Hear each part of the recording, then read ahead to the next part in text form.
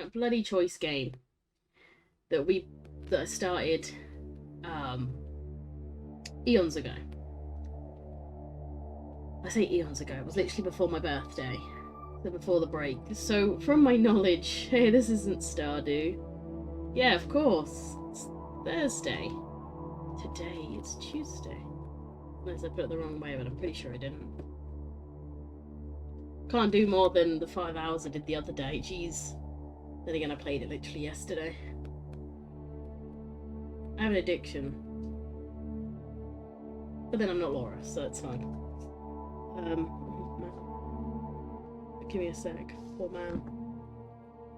He wants to know all the goss. If you're not playing 12 hours a day, you're not living right. I'd probably just, like, die. Oh God, could you imagine? Like, then again, I have for Minecraft, I've played quite a lot of hours, just never anything else. And we do, me and John sort of do anywhere between 2 to 4 hours a pop when we play. But yeah, this, and from what I've got to remember, now here's going to be the recap. Back when I was a younger lad. You're younger than me! Younger than me! How old am I? Back in your day. Fucking jeez. Scammed. Now I have a dumb job. See, I don't have that. I don't have a dumb job, but I still have responsibilities. And in the choices I make, they're all shit. Anyway, yeah, I've got to remember what happened. So we flew to Peru. We had a job. Someone got murdered. We flew to Peru. The sun went out. We met a woman. Then, after the sun went out, we went into some deep cave things. Loads of stuff happened. Then, yeah, the daughter got kidnapped. I think something then happened after that. And now we're here. So the aim is to get to the end in 2 hours.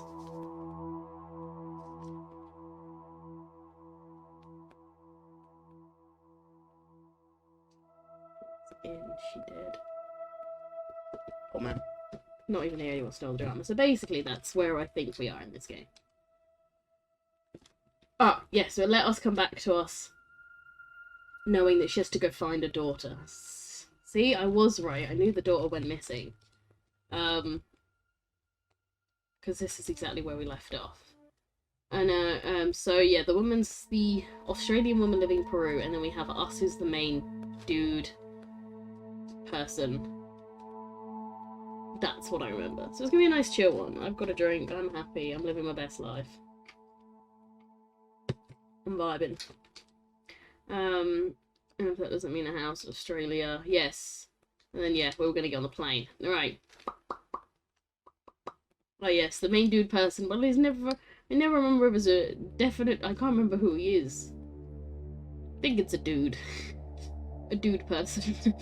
A sudden light caused me to shield my eyes, and I stepped back from the window. Sharon did the same before lifting her head, a wide, crazy smile stretching across her face. My, just in time for dawn. Through the window, the sun shone brightly, warming my face. Okay, the sun's back. Rising into the sky.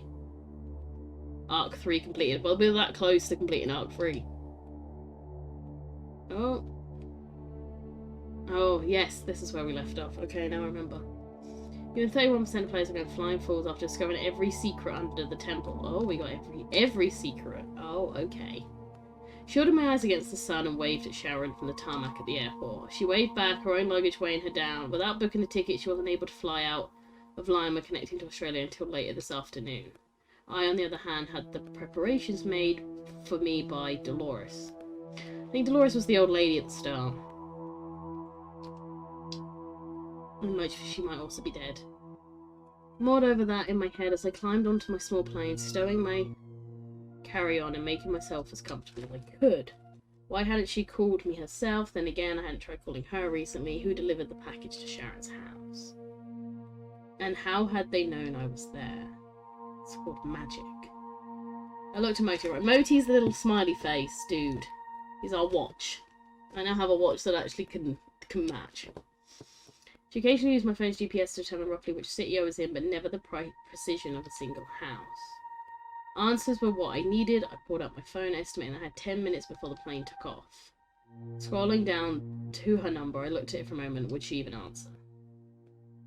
Should I call her, or should I dismiss her? I feel like if she's in trouble and I call her, that's going to give it away. But if I then dismiss it and something's wrong, she's dead. Unless she's not already dead. But then who's setting it up? What if it's someone else on the other line? Laura says call. I am thinking, if she dies, she dies. I think she's an old lady. We could be, if she's not already dead, we could be killing an old woman. Let's go for it. Alright, doesn't even matter. Alright. Okay. The twin engines of the plane revved up and the craft started to move. I stared out the window, ignoring the sobbing woman next to me as much as I could. Had it only been a few days since Dolores' disappearance and Sol's death, it seemed like much longer. Moti was silent on my wrist and I inspected it carefully. Oh, look at his little face. Oh, he's so cute. Is there something I can help you with, teacher? I don't really know, mate. Moti, did the company install any tracking devices in you? They did, teacher. However, it is not in activation now. It was last activated 10 days ago. I frowned knowing that Moti could be lying to me anyway. The company provided me a emoticon on the condition that I would sign stacks of paperwork. Likely among that would be a clause or two about not knowing the device's full capability. A thought struck me suddenly. Moti, does Dolores, I'm guessing, I don't want to say, I'm pretending that's her name, have emoticon? That's classified. How about tell me, you little shit? Ground my teeth in frustration. Classified or not, it could be useful, so how about hand over? I asked Moti to track down Dolores at the risk of the company finding out, or trust Dolores to contact when appropriate.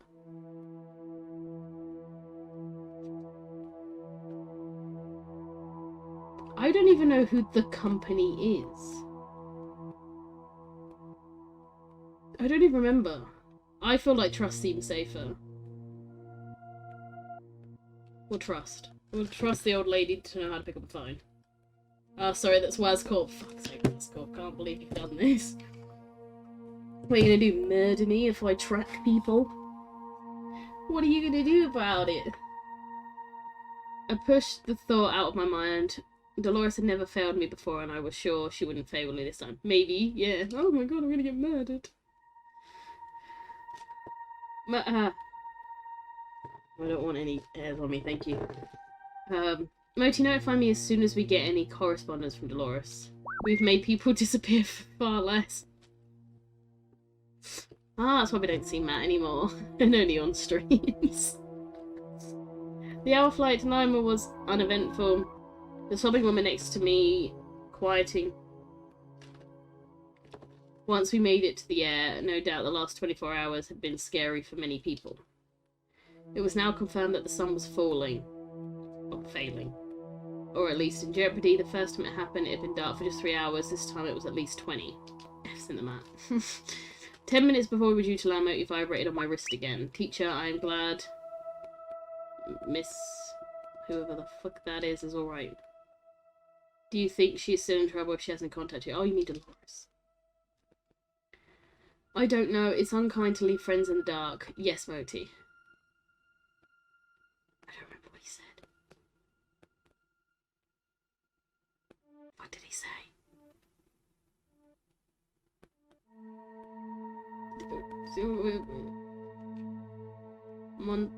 What the fuck? Montague?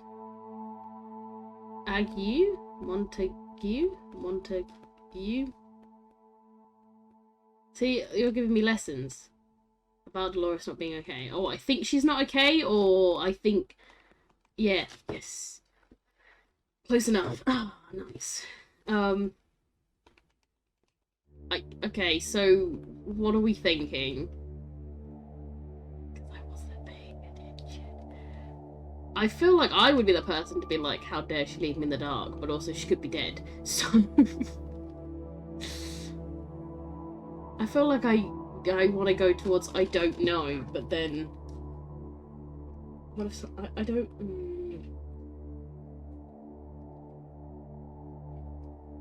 Prob's the top. Let's go with the top. I understand, teacher. Good for you. Travelling through Lambert was short. My connecting flight was less than 20 minutes after my delayed flight landed. Fortunately, my luggage had been swapped from one flight to the other. All I had to do was walk from one gate to the other. Once on board, I pulled some little white tablets from my bag and popped them in my mouth. It only took moments for the sleeping pills to take effect, and I relaxed in my seat. I was woken in Miami for another connecting. Fucking jeez. I shambled through the bright, shiny airport to my next gate, grumbling all the way. I knew the next leg was going to be shorter, so as soon as I was in my seat, I ordered a coffee from the attendant. Even so, I closed my eyes.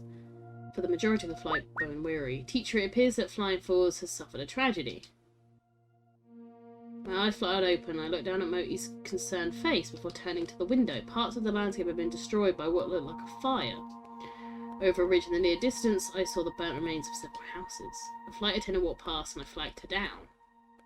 We'll be landing soon, she said, leaning against the seat in the back in front of me. Was there a fire here? Well, by the look of it, mate, yes. What is there to see in Flying Falls? Probably not a lot, because there was a fire there.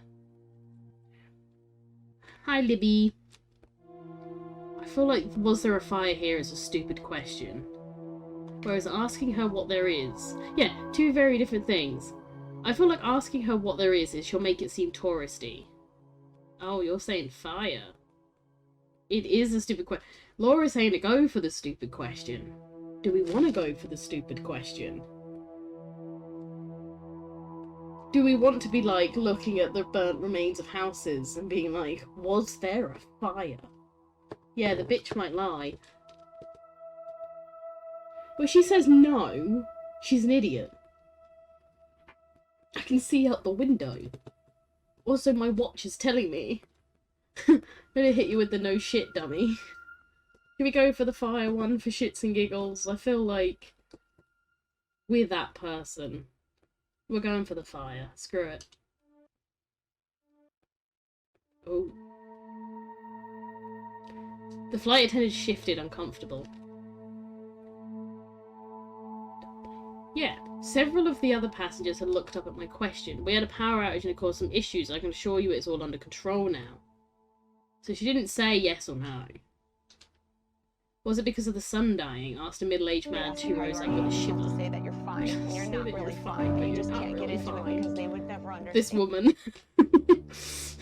She dodged. Well, I'm not sure, but it was around that time. Yes. A grumbling spread throughout the plane as people reacted. The flight attendant raised her voice slightly. We'll be coming into land soon, so please put your trays up and seats forward. Problems with solar power, eh? No more solar power for you. She scurried off quickly while the people around me followed her instructions. I found my gaze shifting to the window again, looking at the blackness below. Teacher, could the sun cause such fires? Yeah, but not if it's not he. Could be Moti, but through human fault. I doubt Flying Falls, Canada. Combusted suddenly when the sun died. R.I.P. Wang.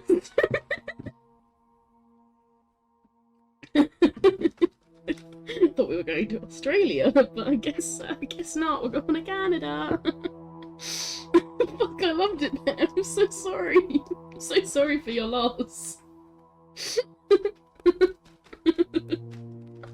R.I.P. Little boy in front of me turned when he heard my voice. His mother was sleeping in the seat next to him.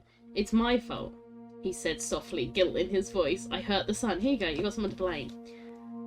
I blinked. The boy couldn't be more than 10 years old. He cast a worried look at his mother and lowered his voice. My mum is sick. This fucking kid! Oh jeez, my mum is sick. She has cancer. For Christmas last year I asked her to get better, but she didn't, so I sent another letter saying I was angry, and if my mum couldn't be better, then I didn't want the world to be better. Sending the mascot hit squad, don't worry. Oh, jeez. Oh, fuck. His guilt was clear in his face, and I frowned sadly. Leaning forward, I whispered just as quietly as he had. Tell you a secret. Part of my job is to figure out why this is happening. Yeah, and I have proof that the problem is something that happened long before Christmas. Really? He asked, stunned more than a hint of release in his voice. Yeah, you couldn't have done this, so don't worry. All you need to do is look after your mum, until Waz comes and murders you. He became resolute. As I sat back in my chair, he fixed his mum's blanket, and I smiled. Teacher, that was a lie. You have no such data. I'm afraid that you have been false with this young man. Yeah, no shit, honey. Do you know what? It was kindness. I'm just straight up going with kindness. Like, he's okay. He's just he's like the C-3PO of this game. The landing was quick, and before long I was standing in baggage area waiting for my luggage. Moti buzzed on my wrist. Teacher, you have an incoming call from Dolores. Thank fuck. I scrambled for my phone and it started to ring, hitting the answer button with more force than was really necessary. Now, I either go, where have you been, or I say, are you alright?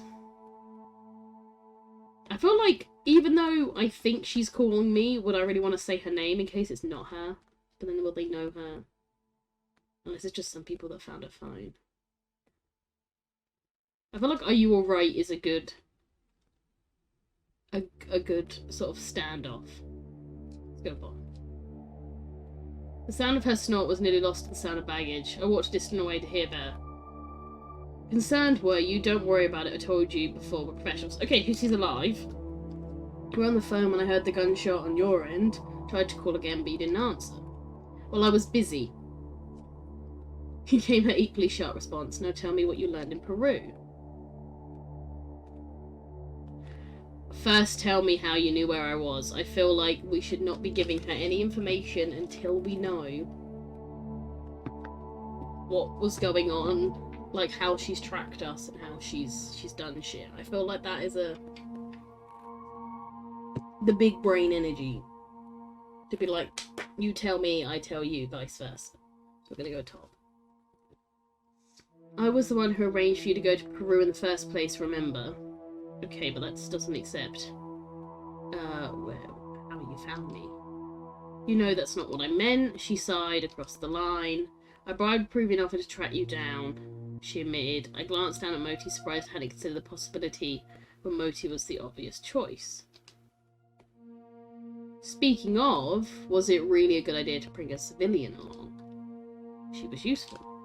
Indeed, tell me what happened. Alright, and now we tell her everything. Here we go. Incan culture, to my explorations of the temple, and the cult that called themselves the 100th Day. Finally, I explained to her what I found in the bowels of the temple. Did you get photos? Of course, we're professionals. I moved back at her. I'll have Moti send them through. And what do you think they mean? Honestly, no idea. I grumbled. But then my luggage was the only item left on the carousel, so I stepped over quickly and picked it up, not wanting to attract unwanted attention. The line was silent for a moment as I made my way outside of the airport, looking around for a taxi. Where should I be heading? Oh, you're meeting a contact in Flying Falls. He'll meet you at a coffee place called Danny's. Does Danny's exist? Was? Who is he? And I'd rather not work with someone I don't know. Well, you've just worked with someone you don't know, so I generally think that isn't a problem for you. I literally just worked with someone. Sir, this is a Wendy's. I'm gonna go with who is he? I've heard of Denny's, but not Danny's. Must be the knockoff brand.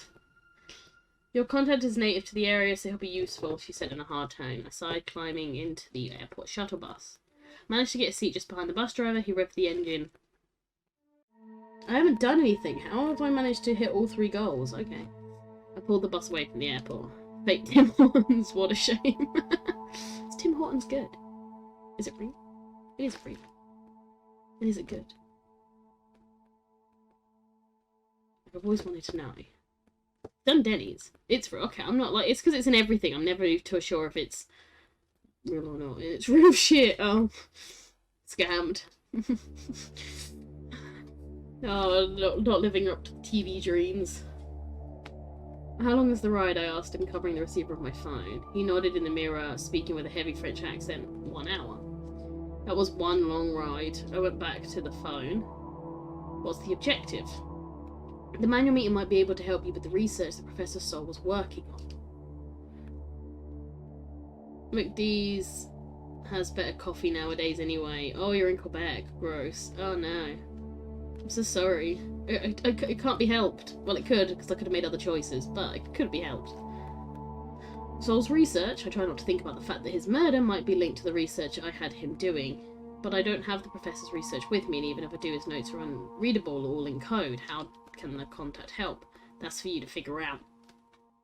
Speaking to... Oh, she moved away from the phone, speaking to someone else in a voice low enough that I couldn't hear the words. He'll be seated by the window on his own. I have to go. Alright, bye, bitch. I have the directions, teacher. Thanks, Moti. The bus seems to be heading in the right direction, though. Send the photos to Dolores and continue to alert me immediately regarding any communication from her. Yes, teacher. How do you think this contact can help us? Honestly, bitch, I don't know. I have no idea. Straight up. I have no idea. Photos have been sent. Would you like a copy to be sent to the company as well? Mulled it over in my mind. The company was secretive and prone to doing things without informing me. Still, as my employer, I had a certain amount of loyalty to him, if only they showed the same loyalty to me. That being said, anything I said to Loris would eventually reach the company. It was all just about how much time it would take to get there. So... do we want to send a copy? Or wait?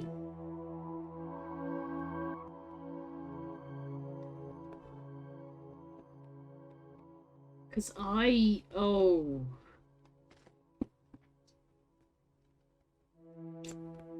probably wait. Wait seems smart, yeah. I'm thinking waiting seems... because I still don't trust this... I still don't trust Wazcorp. Like, you know, still not 100%. We'll go with the wait. Yes, teacher. Don't pull that face at me. I will play your preferred music for this duration of this trip. Yes. Good for You by Olivia. Good for you. Because he's just on the bus. After everyone being murdered and the sun going out. Let's see. Listening to Rain on Me by Lady Gaga. Put on my headphones and settled in. It had been ages since I stayed in one place for more than a month. When I was younger, I used to love travelling, but I would kill to get a little downtime now. Danny's looked like it had come out of a postcard, quaint, covered in snow with French and English signs on the outside, as well as a trowel under the front window full of native flowers. I marvelled that they could survive in this icy temperature. I wrapped my coat closer around me. In the glare of the sun, I couldn't see if anyone was sitting by the window. I stomped my feet on the stones outside to shake off the snow and opened the door. Pleasant background music met my ears, and I cast a look around the tiny coffee shop. Dolores had said a man in his mid-20s was sitting at a booth by himself at the window. He had short black hair and light grey eyes. His olive skin and sharp facial features suggested he had a Middle Eastern heritage. I walked over and sat down without waiting. He was the only one sitting on his own, and the constant travelling made me impatient. Are you my contact? Straight up. Are you my contact? He looked at me and I took a note of the dark circles under his eyes and his generally haggard appearance. I assume so.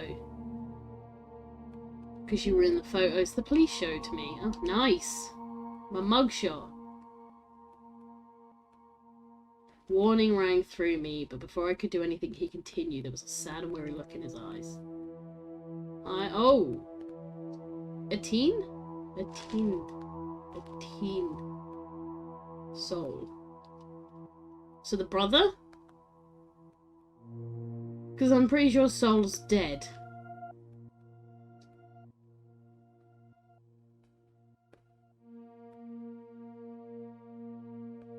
I feel like I gotta go with... I mean, I want to know about the police photos, but also at the same time, this bastard's just dropped. Hi, I'm Sol. Even though he's dead. We're going with Sol. Yes, he's my father.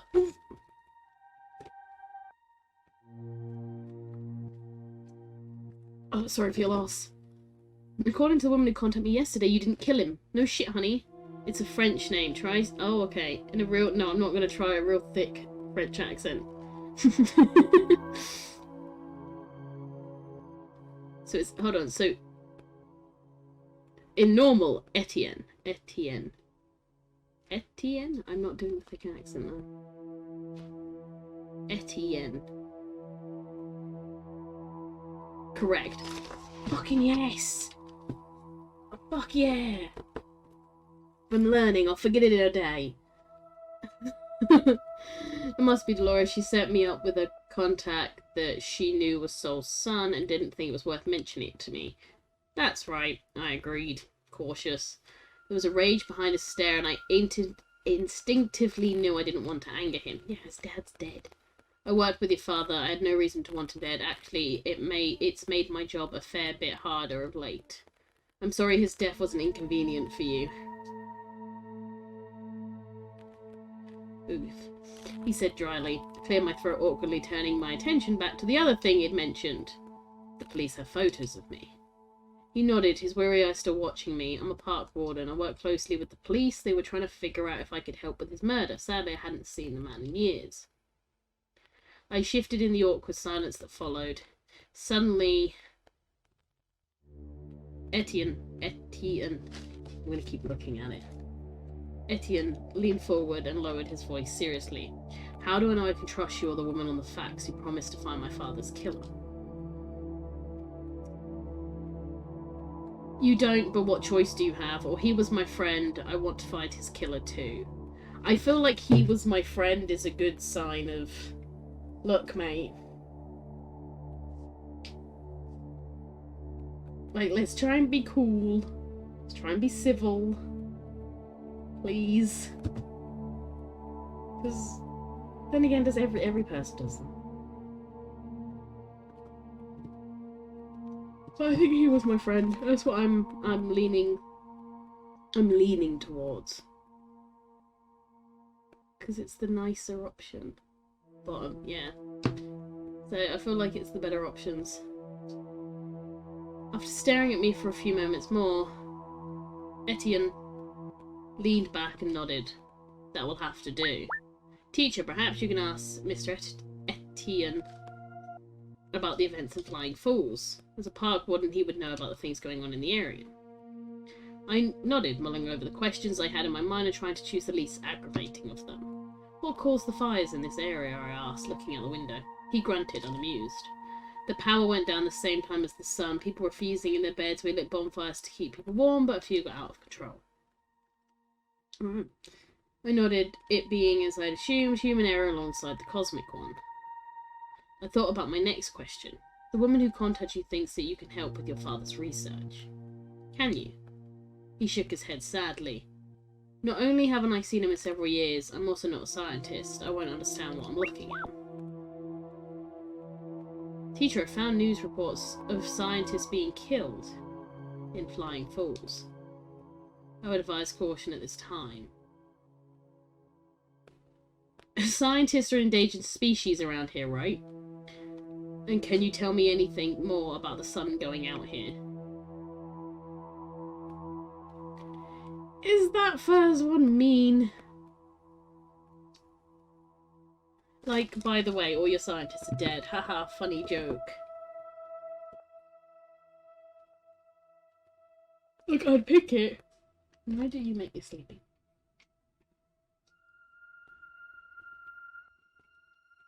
God, you're getting... I swear to God. Heather, I'm going down. It's getting stronger by the minute. I feel like the top one's a bit of a... Good at their sirens. I feel like, in any case, I would pick the top one. But then I also feel like we need to sort of know about what's going on about the sun.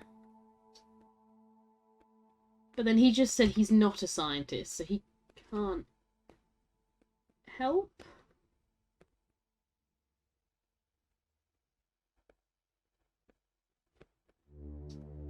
I'll definitely do that. You better, woman. I want to see those baby videos. Good woman. I knew I picked a good best friend. Top. Let's do it. It's true, Etienne admitted, his brows pulling together in confusion. Many have flown into the area last week. Baby videos, yeah, I'll, when she's done them, I will show you them. Wait, I thought we were best friends, Mama. I'm sorry. She's just sort of got... What? Wait, you're like 23? 23? I want to say 23. 22, 23, 24? 23? Pretty sure I'm 23, yeah. So, mine and her friendship has been as long as you are alive.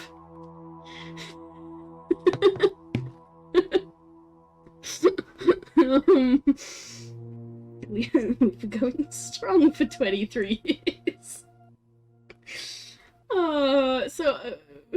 Well, I don't feel old anymore. Thanks. We're friends. We're best friends. She's 23 years. I was meeting her. Oh god. Oh my god, it's been 23 years. You're welcome.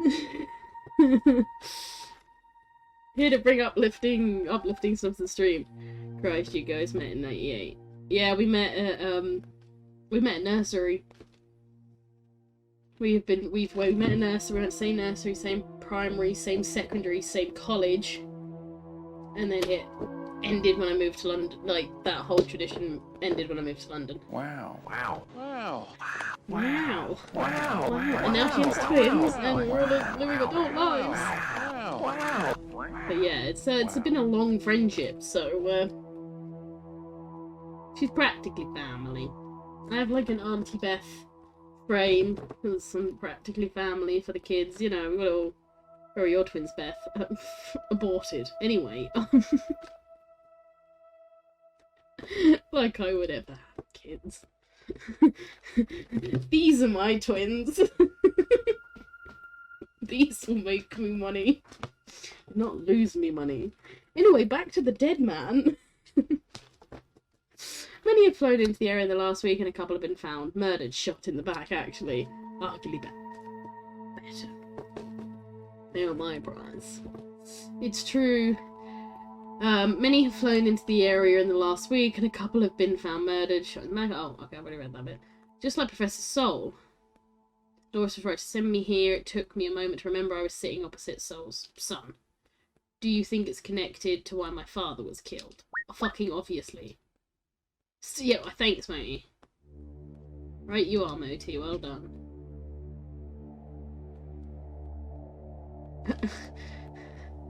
Etienne, he corrected me, thinking I was speaking to him. My name is Etienne. Yeah, bitch, no, I'm not talking to you. The man had enough to be thinking about. It was understandable that he made the mistake. I'd like to talk to the police about the shootings, and is there any way I can get a look at the scientists? Are we really... We don't have it... I forgot what even our job technically is. Are they really gonna... let us go look at bodies?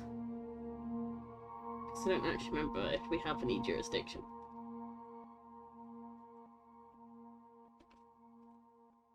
I feel like talking to the police, considering he's got connections with the police. I feel like that is going to be our better bet. Because then...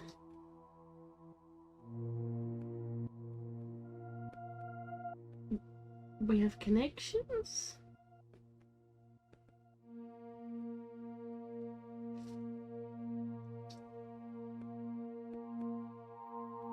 Because I don't think they're going to let us look at dead bodies.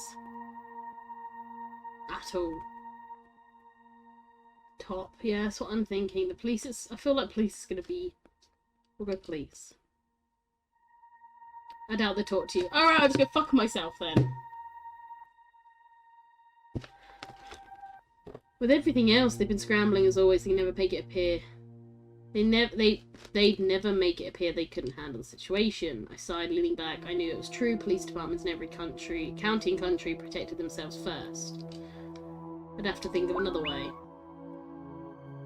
It is perhaps best if you do not see law enforcement. You have not been a law-abiding citizen lately.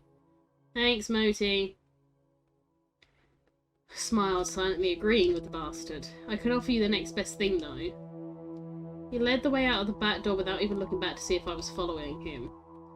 He motioned to a jeep sitting outside, unlocking it with his keys and climbing in. I slid into the passenger seat quickly.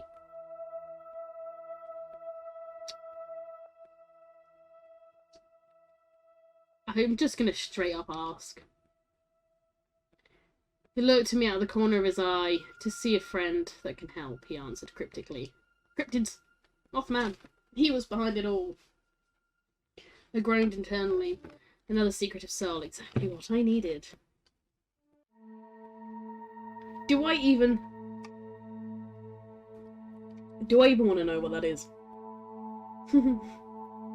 Why is it... The code is hilarious super termite Charlie bit me. Is that the aborted clip? Because if so, I'm putting it straight on TikTok. Send it to me. Oh god. You bet it is. Oh, you know where to chuck it. Chuck it in. Oh, you've already done it. You're already... Yep, oh, it's in the Discord. You have done me one step ahead. I did not feel it on my wrist. What a scam. Perfection, as always. Send that to my best friend. Like, here you go. Well, she knows I hate kids. Her kids are the only... My only little pride and joy. I have them looking at me every day. Mod of the year, suck it, Libby. Oh, poor Libby. She's doing her best as a mod when you're not here. She does really well. She knows what she's doing. Mostly.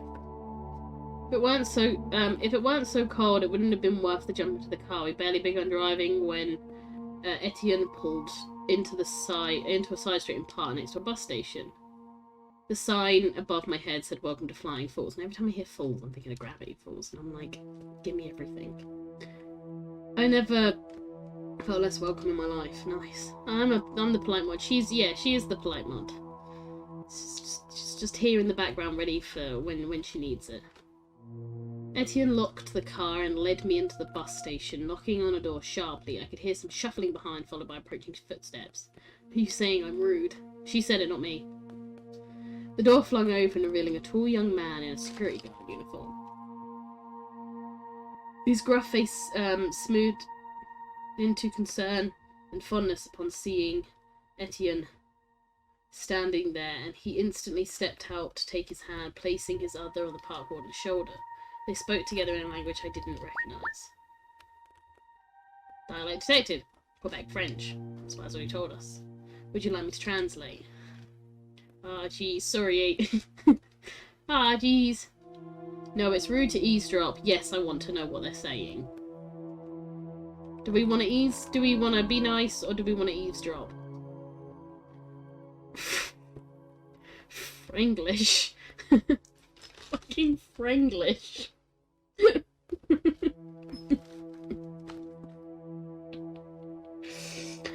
Listen. Oh yeah, let's listen. If he says it, we're going for it. It's just gonna be Oasis lyrics. Oh, Pierre. Pierre, of course. I will be okay, Pierre. I'm here for you. Are you sure you're ready to work? Oh, they're just being nice. Yes, I need to do it. No, they're just being bros. It was clear that these two were friends. You'll breathe another one. I want to know more. Continue. I just want to hear friendship. I wait politely for the two to have their conversation. After a moment, Etienne turned to me. This is the American who's going to help me find my father's murderer. That's me! He looked me over with distrust, and I returned the look in a similar way. Etienne tugged on my sleeve. This is Pierre. He's going to give us access to the bus station footage. Aren't you?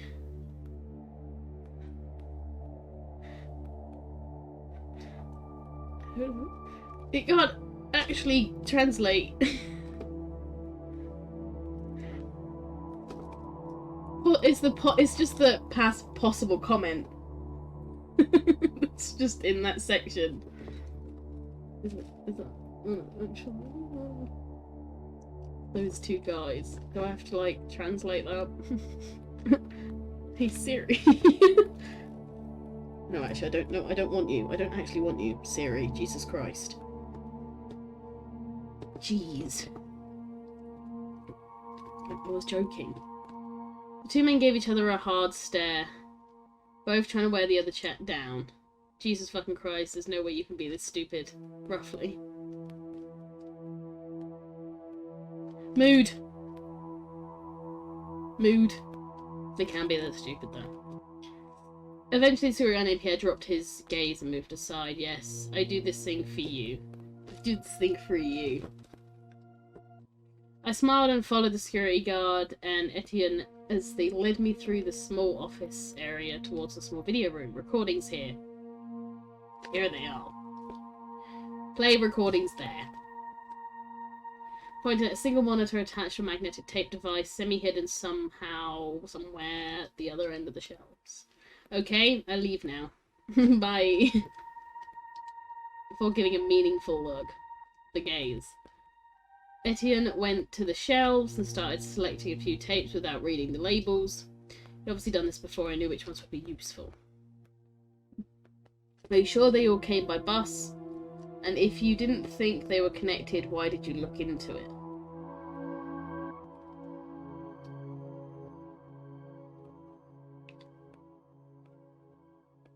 What? No. Then again, he wouldn't bring us here if he wasn't sure they came by bus.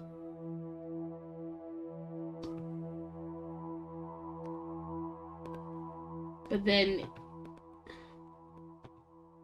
if he didn't think they were connected, if you don't want something to be public, don't post it on the internet. Well, that doesn't help me right now. Unfortunately. That doesn't give me the answer I need. Piss off, ghost. Dog facts, yeah. During the Middle Ages, Great Danes and Mastiffs were sometimes suited with armour and spiked collars to enter battle. And they still are put into spikes now. I'm going to go with the bottom one. I wanted to keep busy, he said, after the sun returned and the fires were extinguished. Denise. Took over much of the work. I had to focus on something in order to, well, I just had to focus on something. I understood. I had leads on who had killed my friend, but Etienne had been left in the dark with nothing else to do. He worked on the next best thing. He inserted one of the tapes and pressed play, monitoring me over. Alright, this was the first one to arrive. 2 hours later, fuck me. I had photos of all the scientists, even if they were pixelated CCTV footages, photos taken on my phone. Etienne seemed displeased when I first pulled out my cell phone. I thought he was concerned about getting his friend in trouble, but as the time passed I realised it was simply a distaste for the object. Even the old school surveillance equipment wasn't immune for his scorn. Several times when it failed, he simply hit the thing. Moti, any way you can run some facial recognition without tipping off anyone? We need to find out who they were and what research fields they're in. Excuse me? Etienne said, frowning at me. He looked puzzled. It suddenly hit me that he had no idea what Moticon was. People like that still existed. Moti's like a personal assistant, but smaller. Moti's just a device. Keeps my hand free. Oh, he's my personal assistant. He's my bestie. Like a computer? He asked with suspicion, his eyes narrowing on my watch. Can we really trust a computer? I am more than a computer teacher. Kindly let Mr. Etienne know that. I trust Moti, Etienne. I told him, ignoring Moti's other directive. It was strange how the little device could be so vain sometimes. Alright, he said uneasily. Let it do whatever it is that you want it to do. Once we find out who the scientists are and why they're here, we can figure out how that leads back to your father. Etienne nodded. Distracted by the displays, carefully he gathered the tapes we had and started returning them back exactly where he got them from, hiding as he went. I'll let Pierre know that we're done. Fortunately, teacher, I do not have direct access to the company's facial recognition tools. As per procedure, we will need to send the photos to Dolores. Still not going to try that on. And she will run them through the facial recognition for us. It will take some time and the company will get the same results as us. The company would know that the science identities too. I wasn't sure if I was completely comfortable with that. Do we want to stop it? Or do we want to keep it going? So at this point, WASCOP could find out who these scientists are.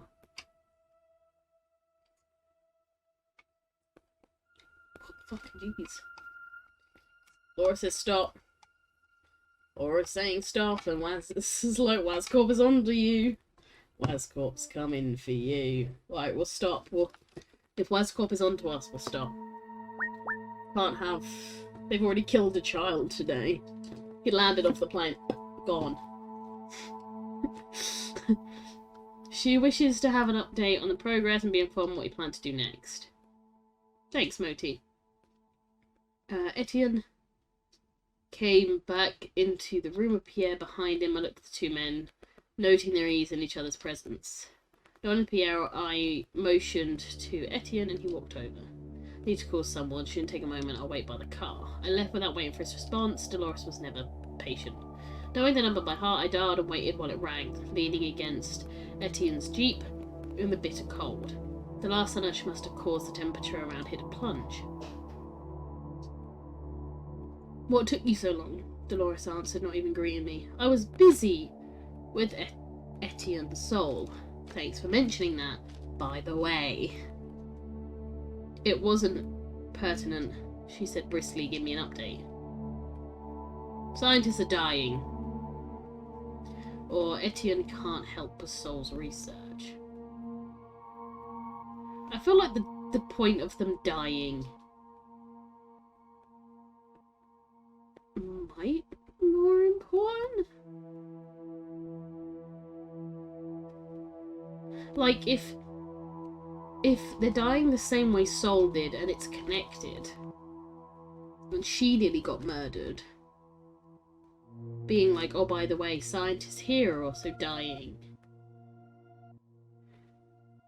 could be the sole point. But then also at the same time me going, he can't help because he's shit, but he's done all these other things for us, is also possibly a good point.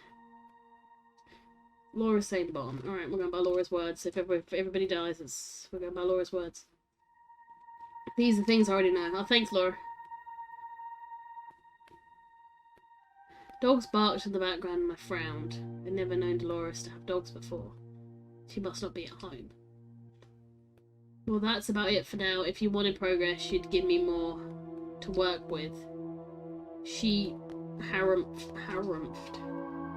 On the other side of the line, clearly unimpressed, Etienne and Pierre walked out of the office and stood talking together for a moment, Pierre casting distrustful looks in my direction. Listen, spoken to the phone looking away, I've got faces on the scientists that came through the area. Find those who are still living and see what they can tell me about Soul. Discreetly. Yes, I know my job.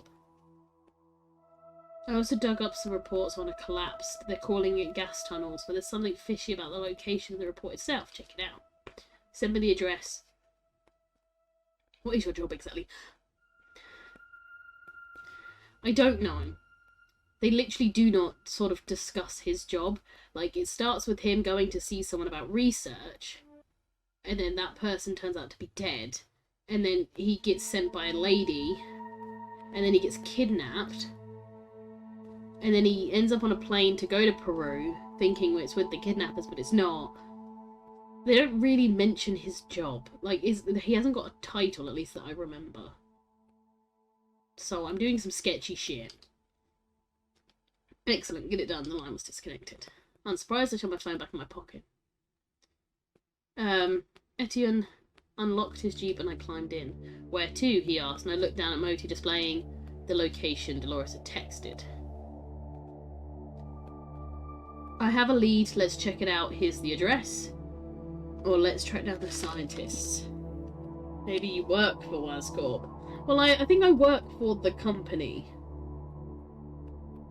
The company that I'm always trying to send stuff to or not send stuff to. I'm pretty sure I am still employed by them, but I think he's got like this other side jig.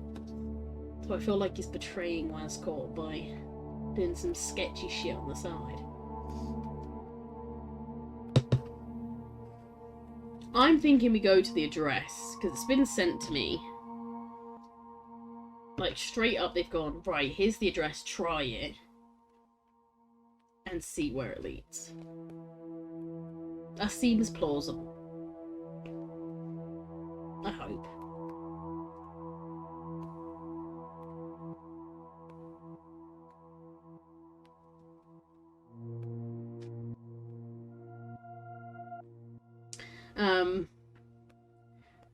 Just know that when you're probably found that all the shit you haven't sent us will reflect poorly on you. Fuck it, where it's called.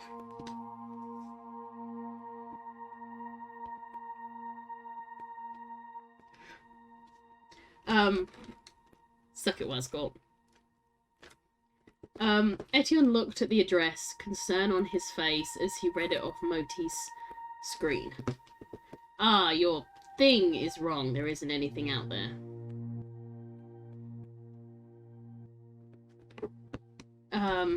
I am not wrong, teacher. I'm starting to feel that Mr. Etienne does not trust me. I know that Moti was right about Etienne's lack of trust, but I decided not to say anything about it.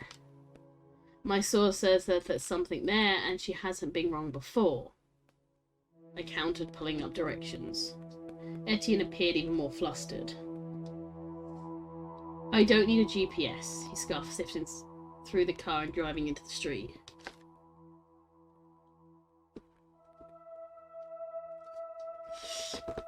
Pleased with my small victory, I put my phone away and sat back, willing to let Etienne lead the way.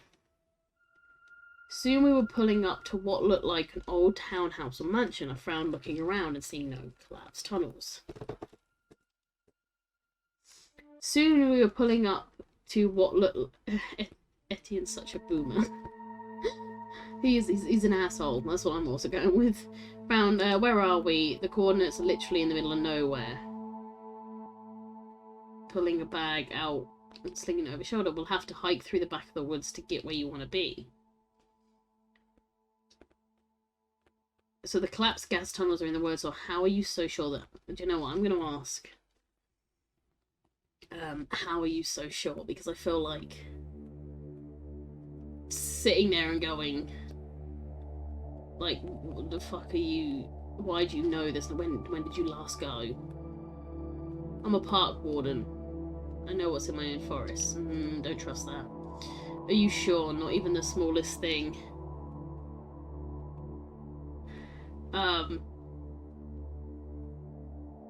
Like, say, gas... Oh, I ask him anyway. Gas tunnels, is that what you think's there? There aren't any gas tunnels in these parts. I stared at him for a moment, incredulous. He jerked his head in a forward direction and started walking, me following behind. I've tracked rabbits. I think I'd noticed gas tunnels. Great, well done. Congratulations. Chuckled to myself. To fight the anger and defeat he displayed over the loss of his father, Etienne was a strong man with deep morals. I hope not too deep for my needs. I have access to records kept by Flying Falls officials and can find no mention of the gas tunnels until last week, teacher. I believe this is what you would call a cover-up.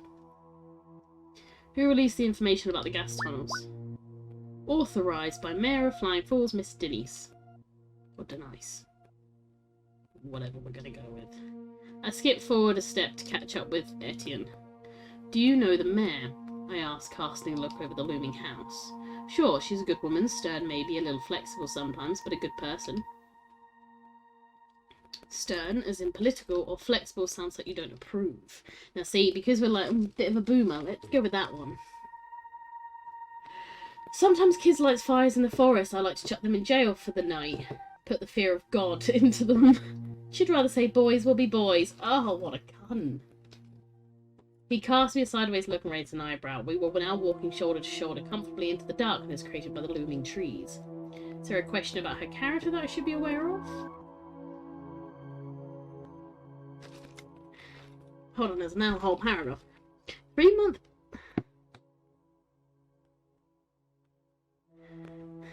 A 3-month pregnant woman falls into a deep coma. 6 months later, she awakes and asks the doctor about her baby. Don't worry, you had twins, a boy and a girl, and your brother named them for you. Woman. Oh no, not my brother. He's an idiot. What did he name them? Dr. Denise. Woman. That's not too bad. What about the boy? The nephew killed himself. Oh, that's terrible. I love it, but it's terrible. Like, jeez.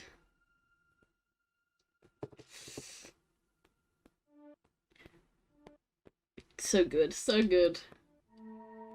The nephew. I shrugged, reluctant. And again, actually with twins' names, I was still harbouring for Dave and Dave for the twins. But Eliza said no. But also then I was also hoping for a boy and girl called Luke and Leia, but she also said no. She also said no to her uncle, so who also likes Star Wars, so it was a bit of a kick in the blow when they turned out to be both boys. It was a shame. Anyway, she was the one who reported the collapse, gas and maintenance tunnels. I read off Moti's screen. Well, she signed it off at least. Etienne's face darkened. She's mistaken then. There's been enough going on around here. It's entirely possible that she made a mistake in the mayhem, and we were chasing her own tails. I shrugged again, non-committal. I'd make my own mind up about it once we reached our destination. Snap. I'm dead. I think Etienne has something to hide out there, so do I. Twigs snapped ahead of us in the dim. Etienne and I both froze where we stood.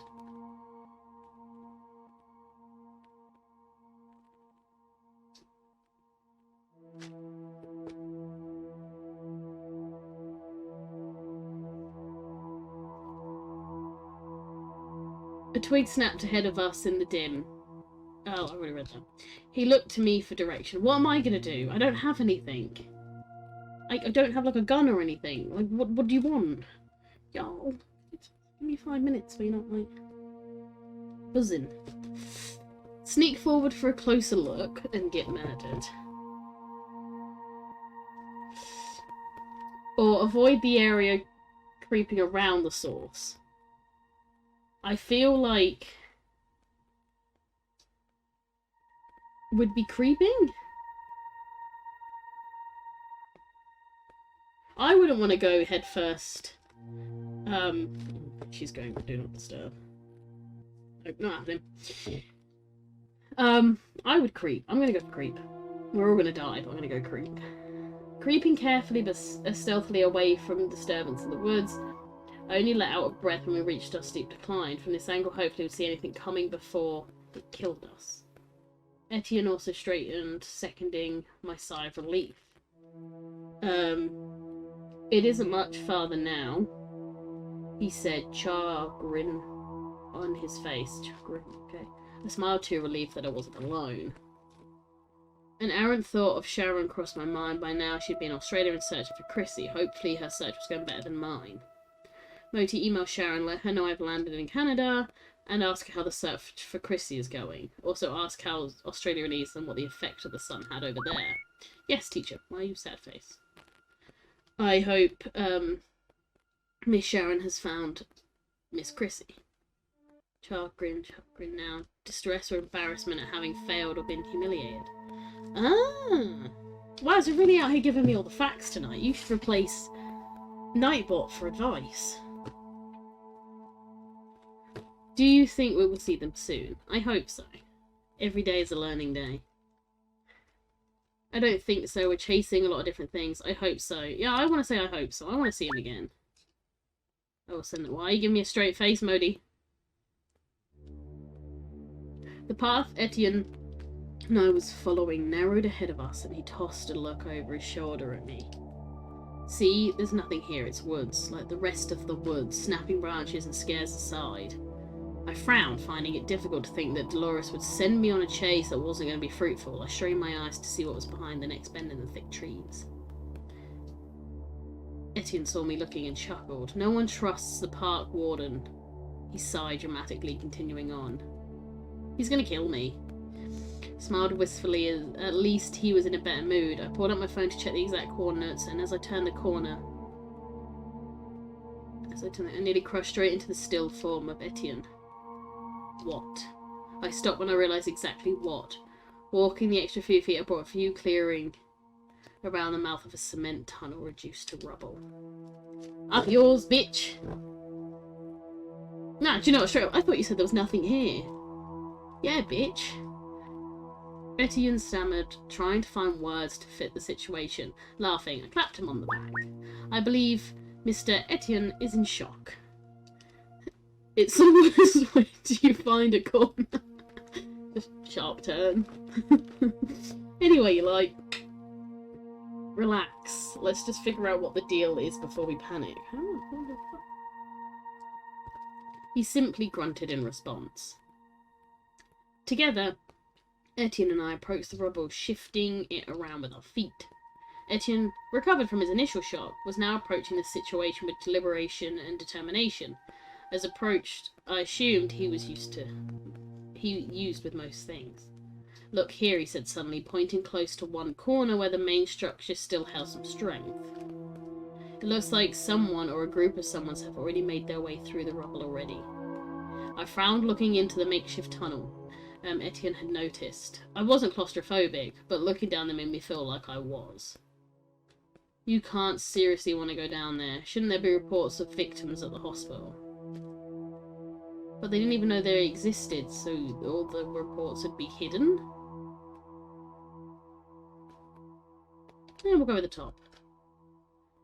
Etienne looked green, but he didn't back down. Do you have a better way of figuring out what the hell this is doing in my forest? He asked, dropping his bag and jacket on the snow a little distance away. He fished out his flashlight and a small first aid kit before kicking the rest of his belongings under the shade of a tree. I sighed and meant to prepare myself for the task of squeezing into a very small opening. Teacher, I must advise against this course of action. There is no evidence to suggest that the structure is stable. I estimate the possibility of a cave-in at 72%. That is literally C-3PO. Might he help in a different way, please? Yes, teacher. I grated my teeth as Etienne carefully lowered himself into the tunnel's dugout entrance. Rock shifted underneath him, but he didn't slow down. Just set his feet more carefully. Rubbing my neck, I prepared to follow him. Wait. Are you alright? There's someone here and they aren't moving. Etienne called back, his mic muffled and hidden under the sound of sliding rocks. Are they hurt? I asked, shining my flashlight into the hole, but all I could see was Etienne's back. It's a zombie for sure. I think there is. I think I was reading somewhere, because I've got all 3 games. One of them was apparently very, very spook.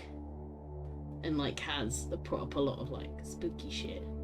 Because people were like, I don't know if I really want to play this too late. I was like, oh, it's a voice game. Why is it so spooky? He's bleeding. Alright. Swearing under my breath, I pulled off my jacket, prepared to use it as a sling to get the wounded man out. I tossed one sleeve down, telling Etienne to tie it around the torso of the man, which he quickly did. Alright, ready, I'm going to try and support him down here if you pull on my mark. Together we manoeuvred the man, youngish and of Asian descent, out of the rubble and into the light. Etienne was right, there was a large red stain on his back. So he got shot.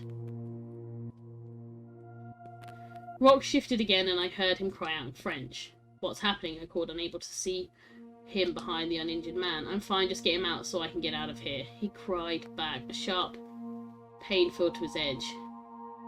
After 15 minutes of huffing and pulling, we managed to move the body out of the rocks and onto the snow-covered grass. Etienne followed close behind. Blood dripped from a cut in his forehead, and he swiped it away without care. I'm calling the hospital. He panted, pulling out his phone. I saw bandages. If he's been treated, they might know who he is.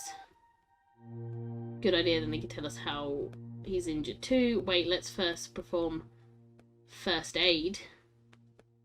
Then think about it? Wouldn't you... Would you want to call the hospital, though?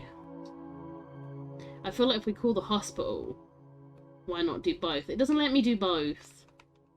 It's one or the other. I feel like the bottom one.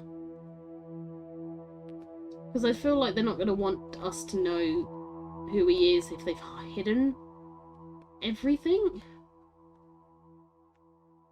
Right?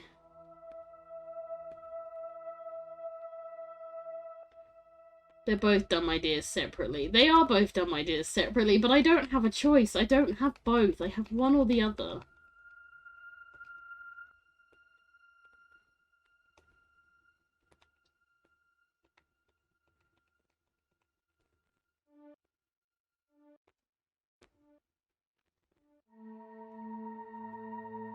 First aid. Right, cool. Etienne slowly closed his phone.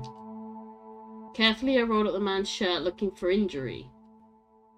Swaths of gate? God? Oh, fucking... Anyway.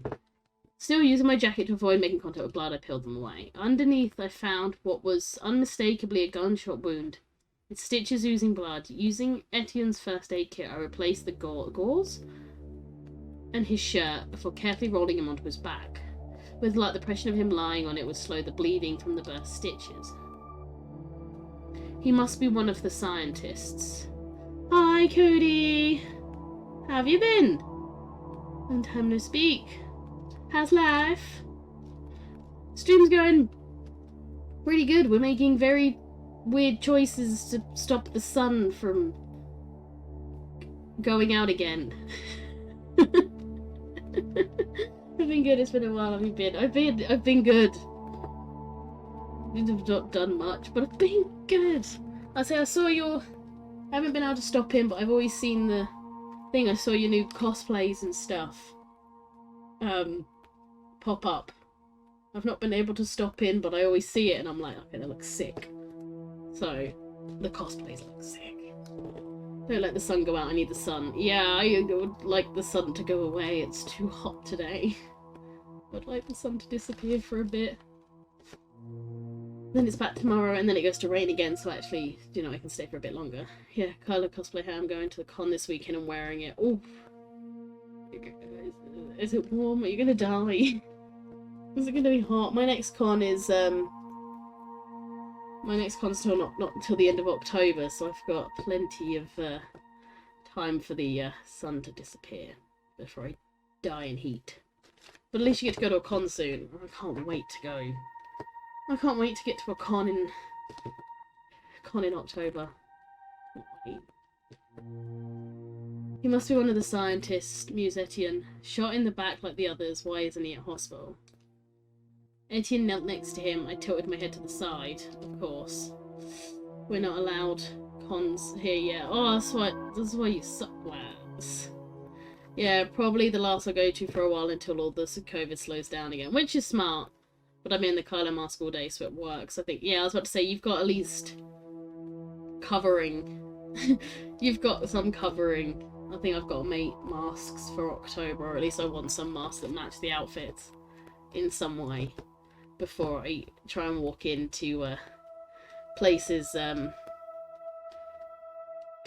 with a stupid amount of people. But it's not, I mean, London's always a stupid amount of people. You suck, bear. Fight me, Waz. Rude. He's like this. This is what he does to me. It's because we've been, this game takes place currently in good old Canada. So he's feeling, he's feeling hurt. he's feeling hurt by poor Canada losing the sun. Waz! Waz, man. So it's because I said you sucked. He's like this. He's like this. He's the best man ever. He's the best mod in the world. Best guy. Best bro. Doesn't totally make me want to hit him when we play paintballing. All the time.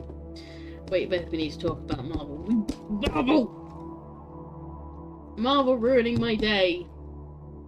Every day with good stuff. Joke's on you, Beth, I'm into that. Oh, jeez.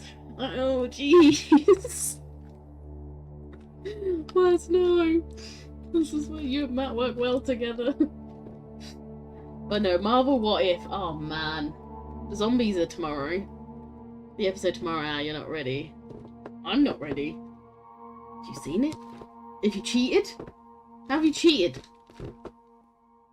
Have you cheated? Have you seen it early? And am I really not ready? Because already Clint's dead, like, again. Now the trailer for it came out today. Oh, okay, good. I was about to say, I was like, you're cheating and seeing ahead. I want to do that. I would like to see ahead. After last week's. No, the weeks before with killing everyone. Last week's with Doctor Strange. You know, there was a lot. Thank you, bro, for the host. I just had that come off my ear to check because I can't read, it's too small. But it does look good. I'm not a zombie person normally, but I'm here to, I'm here to see how bad that goes. But everyone's gonna be dead again. The one with Hank Pym killing everyone was so cool, but so sad. It hurt my soul. It's just like, oh my god, dead, dead, dead, dead, dead, and I'm like, okay, thanks for that. It's only been a few years since Endgame, could you give me a break? But, yeah, I wasn't too happy to, I was happy to see Phil back. It was real fun watching the Hulk explode, though. It had me boy. It did have your boy, Laura. You got to see Loki. You didn't do much. Didn't go blue, but you got to see him. But everybody else died. Everybody else died. Oh god, I feel sorry for this game. He's lost a lot of blood. He has. Fun. Fun. What? Yeah, you know, watching him just die. I do feel sorry for Hulk. That was probably not a fun way to go. But Waz enjoys weird things. Totally understandable. Suddenly the scientist's eyes sprung open. Don't kill me! Oh. Well, we're talking about murder, so... He yelled, panic. What do you want with the... Waz. I need your magic ways. Atherites? Atherites? Etherites? Atherites? Ethernet? Internet? Aetherite. Aetherites. Aetherites. Aetherites? That's what we're going with. Aetherites. We should probably I'm gonna reassure the man. Instead of, like, killing everyone. Can also be pronounced Etherites. Okay, so either way works. That's not too bad. I'm not completely failing at the pronunciation of things. Whoa, whoa, whoa, calm down. Etienne held his hands up in a generic gesture of do no harm, easing back from the scientist whose wide, panicked eyes betrayed the pain he was in. I glanced at Etienne and copied his movements. The scientist took stock of his surroundings and then looked up at Etienne. Once again, Etienne absent-mindedly swiped at the blood collecting on his forehead as if it was only a nuisance. We pulled you out from under that. He motioned to the rubble behind us with a quick jerk of his head. You should still be in hospital. I'm Etienne Park Warden. 1. The scientist replied with his name. I couldn't stay in the hospital. They're looking for me. If they found me, I'll be dead, like Ben and Susan. Maybe Lucky and Lewis now too. There's a lot of dead people. They who? Or Ben and Susan. Should we ask about...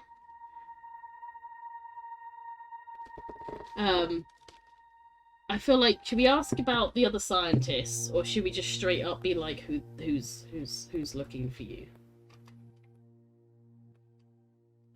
Because I feel like wanting to know, is this guy going to actually give us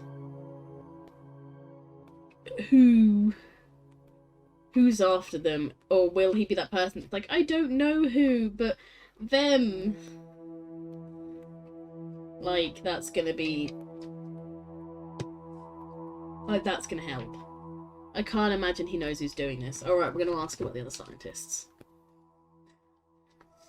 Oh, okay, no, it just doesn't matter. It doesn't matter Wong answered, trying to pull himself up. Right, maybe go back to being Doctor Strange. And wincing with pain, I place my hands on his shoulders, keeping him down. It doesn't matter, he repeated. I have to get out of here or I'm next. Where will you go? Incheon argued, leaning over to grab the first aid kit, rummaging around. You can't just hide in the woods forever. We have places, Wong said. If I can reconnect with base, shouldn't have come here pointless to hope. Slowly his eyes closed again. I think he's gonna die. Etienne sat back on his heels, sighing. He's lost a lot of blood. We need to get him some help, and I don't have enough here to do it myself. Mr. Wong needs immediate medic. Thank you, Moti. His injuries combined with the cold will send him into shock. You better call the hospital. They can send help. Sure they can, but we still have to get him to the main road or they won't know where to find us. Ah, fuck. Manually carrying Mr. Wong could worsen his condition. I suggest using a gurney, or a similar instrument.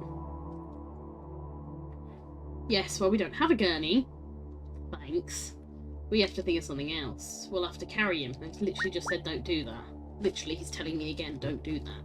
Spotting his weight would be much less damaging. Etienne froze, his face going pale, and I looked down at Moti's face. Moti had just used the speaker to talk directly to Etienne. It had never done that before. How did you do that? Straight up, how did you do that? My most recent tablet allows me to access speakers in times of need, teacher.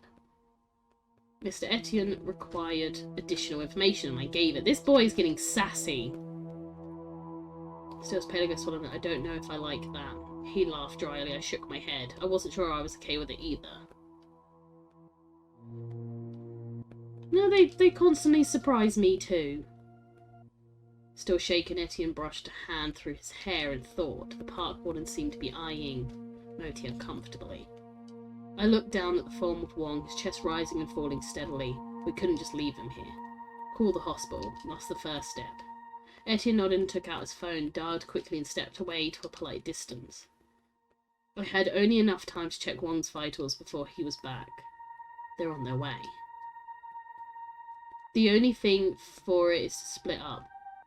One of us goes to meet the ambulance and lead them back here, while the other waits for Wong. It would be just our luck if a predator stumbled across an easy meal like him. Etienne stilled. He obviously forgotten the dangers of the forest. You should go and meet them, he decided. I'm the park warden. I should deal with the wildlife if the need arises.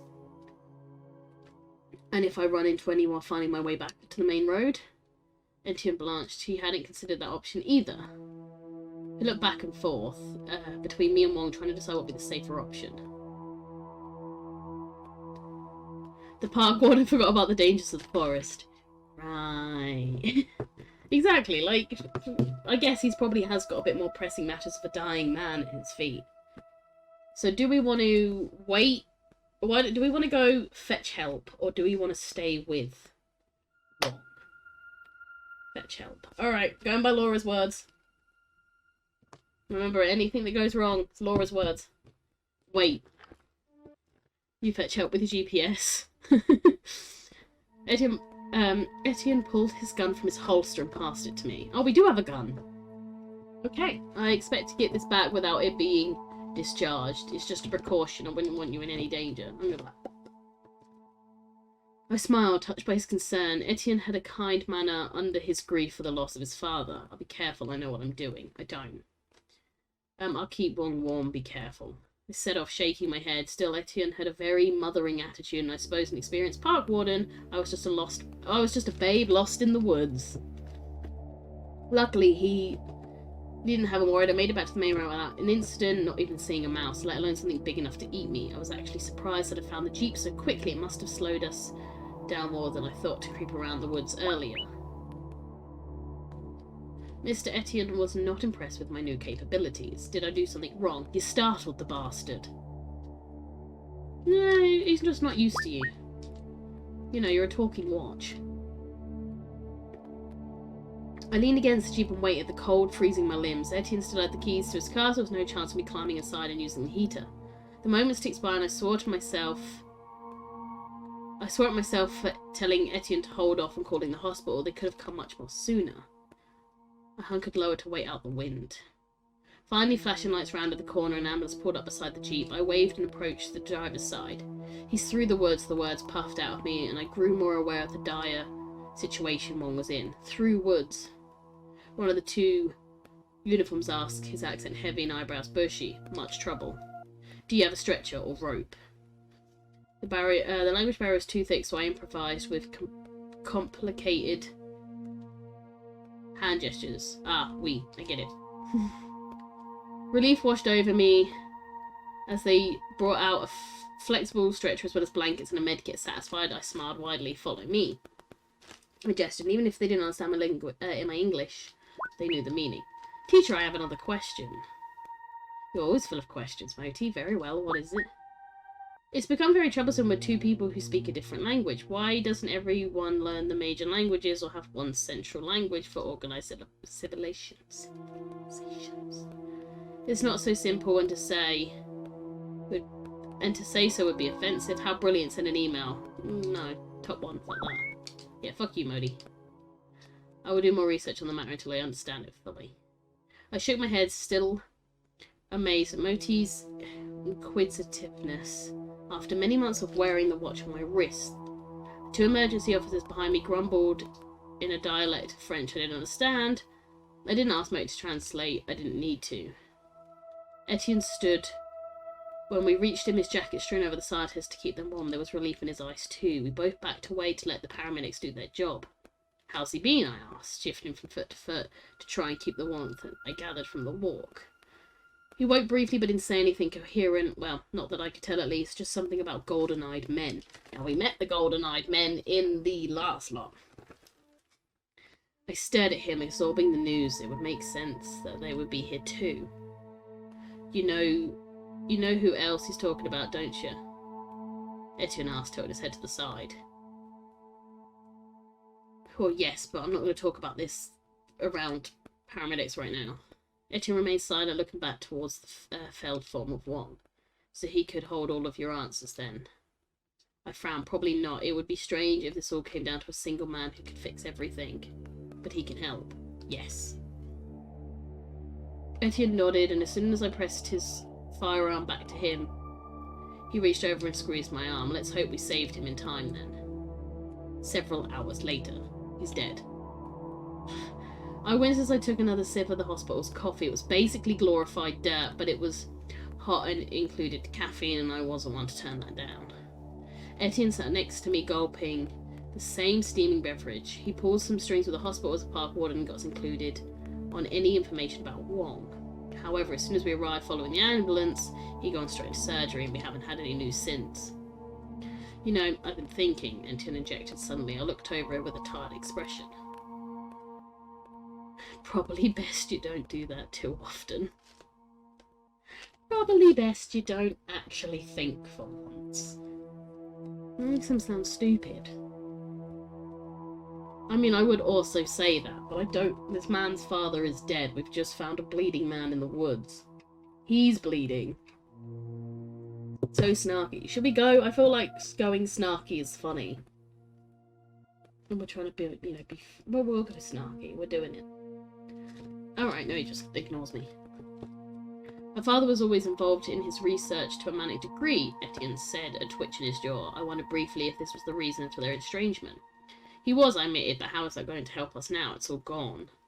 Curiously, he always kept the useful stuff in the open and the juicy stuff locked away.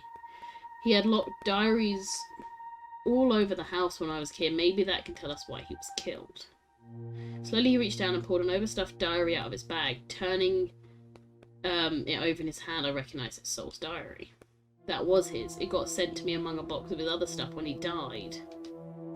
You should keep it. You've got a better chance than me to find out what it all means, or at the very least find someone who can. You let me know when you do.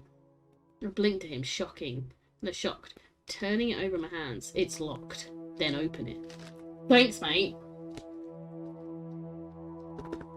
I nodded and bent to stow it, safely in balance, and they caught my eye. That's a wooden cog.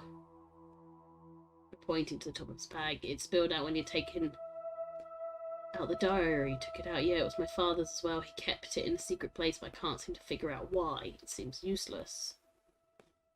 Etienne. Trust me, let me take the cod as well. I promise you I'll get it back to you. After staring at me for a moment, he shrugged and handed it over. If it will help. Do you think this will help us? Well, I'm assuming yes, because I took it. Only if we can get it open. It's not a conventional lock. Exactly. A nurse came out 2 hours later and informed us Wong was awake. As Etienne and I stood to go and I received a message on my phone, I motioned for him to go ahead while I checked it. It read simply, but it felt like a velvet-covered hammer to the guilt I'd been burying under layers of logic. Chrissy and Oz can't find her, fearing the worst, don't care about the bloody sun. Okay, thanks. Sharon was in trouble. If I knew the daredevil taxi driver, she'd be planning something dangerous to get her daughter back. Frustrated, I stepped into the hospital room to find Etienne pacing at the end of Wong's bed. Wong himself looked pale but alert, which was better than how he looked earlier. What's happened? I asked, picking up on the agitation in the room. My father was working with a group called the Atherites. Etienne said, ruffing his hair in frustration. Wong says his research was important and is almost certainly why he was killed. He rounded on Wong, clasping his hands together pleadingly. You have to tell me more about the Atherites. It's the only way I'll find my father's murderer. Wong shook his head sadly. I can't. You saved my life, but with everything that's been happening, I can't act alone. There must be something you can do, I said, annoyed. Well, moreover, I can get you in contact with our chain of command, but what? You'll have to go to... All I do is travel! All I do is leave the countries! Oh my god! I can do it. I decided to follow any lead I can anyway. It's my strongest I can get. Okay, you leave. Turn to me, fire in his eyes. You coming? Okay, here's the big decisions now.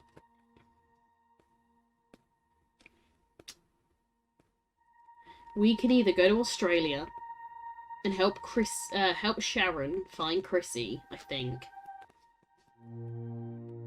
and try and save her, or because she's straight up said she's going to do something, or we go to Japan to try and continue the next step. I've always wanted to go to Japan. Would you go to Japan right now? Like, out of these two options, would you go and help your friend try and find the daughter, or would you go to Japan to help your new friend try and find his father's killer?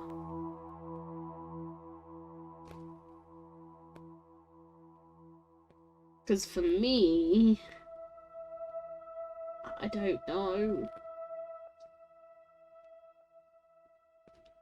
Father's killer feels like it could wait. I mean, he's going anyway. So, like, the other dude... Japan sounds fun. Oh, the twists. I think Laz is saying Australia and Laura's saying Japan.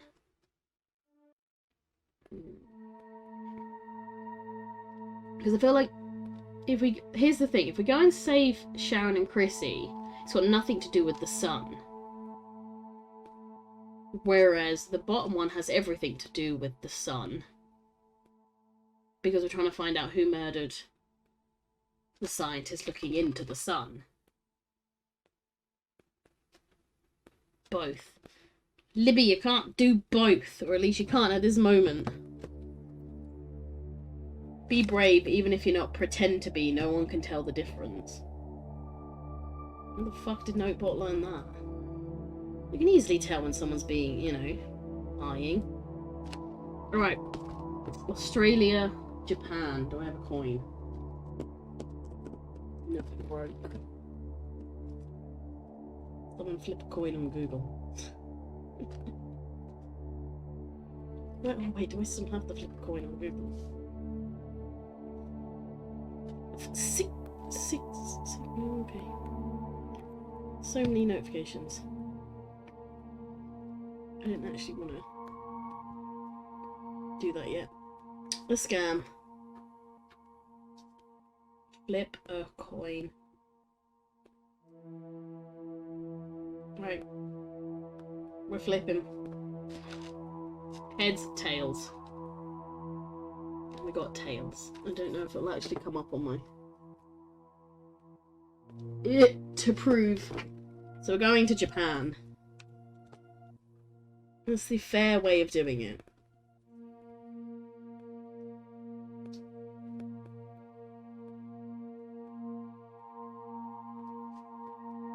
Okay, Etienne sighed with relief. So what we got? We got under half an hour. We'll see how far we get. Whoop, Japan. It'd be good to have you here with me, my friend. Hey, we're friends now. I'll make the arrangements, I repeated. I clapped him on the shoulder, nodded to Wong, and then backed out of the room. I had plans to make. Arc 4 complete.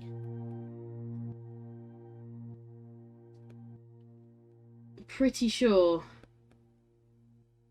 we can stop most of the way through and it will just take us back to where we were. So hopefully the next 25 minutes won't be... Oh, only 23%. Most people went to Australia. I'm just thinking, do we leave it here and then start Arc? Because that took us an entire hour and a half to do one Arc. I'm pretty sure I can... Because we technically stopped at Arc, at the end of Arc 3 last time, so that's why it immediately went in just before Arc 4. So I'm now thinking, can I actually save? Let me have a look.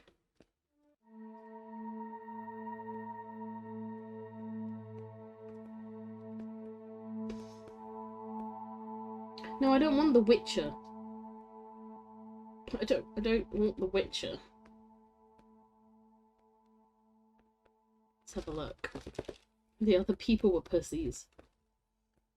Okay, did you know there's apparently 600,000 words and 2,400 choices in total that you can make for this game?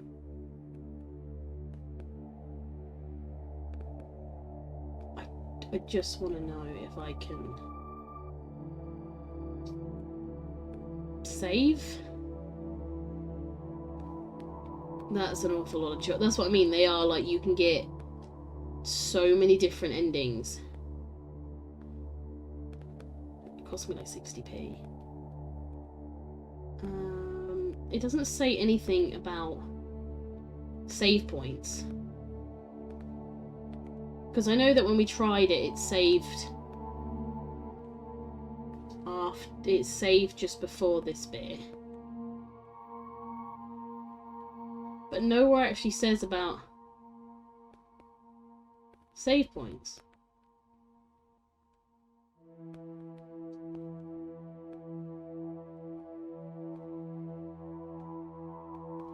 I'm assuming it saves after every choice. That's what I'm going to assume. We'll risk it for the next 20 minutes, and if not, we're only missed out on probably a little bit. I lost track of day and night, and the days of the week as my direct flight turned into an endless round of airport terminals, uncomfortable chairs, and dinners with lids. My journey was constantly interrupted by heavy fog, storms, and even volcanic eruption.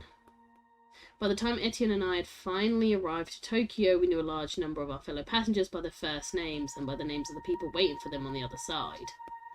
Along the way, we met a 15-year-old Japanese teenager called Akio. He'd just been in Hong Kong pursuing his career as a pop star. He missed a lot of classes, but remained confident of passing thanks to his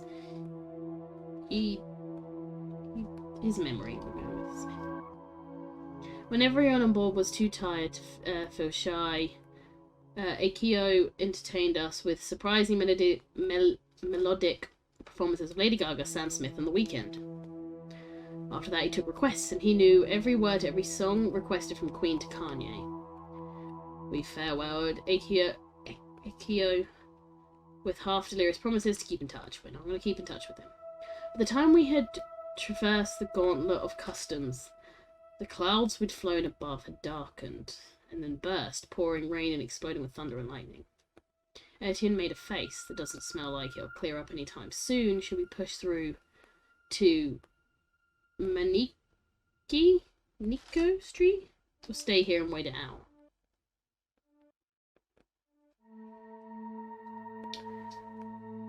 I would say wait it out, but he's just said it's not going to clear up anytime soon. So I feel like pushing through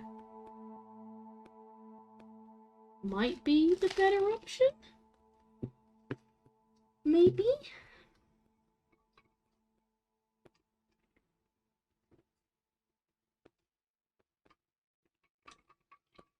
Because I feel like if he's just said it isn't going to clear up, then there's no point waiting for hours on end for it to clear up, when if we push through, we'll actually get somewhere. Or at least I'd hope we'd get somewhere. This is where one of us dies. End game. And then, you know, we never have to worry again. I'm gonna go... I think I'm gonna go with push, yeah. I think I'm gonna go push. Can you die? I don't know. Gonna be honest. I think people have been asking who dies, but because there's so many multiple endings, I could, for well, be dead at the end of this. Yeah, I don't actually know. By the time we found the building that matched Etienne's address, we were drenched. The street was a celebration of the 1970s brutalist architecture. It managed to look just like every other high-rise in a row, yet with an extra layer of hideousness. The row of buildings made a wind tunnel, and Etienne and I hurried into the foyer. The foyer extended high above our heads, with windows over the entrance, yet it somehow managed to feel like a concrete cave, but it was better than staying outside. We'd finally arrived. We approached a woman sitting behind the oversized desk. She gave us a plastic smile that stayed fixed as we introduced ourselves and asked us where to go. Have you flown here to join the astronomer conference, taking advantage of the record-sized harvest moon?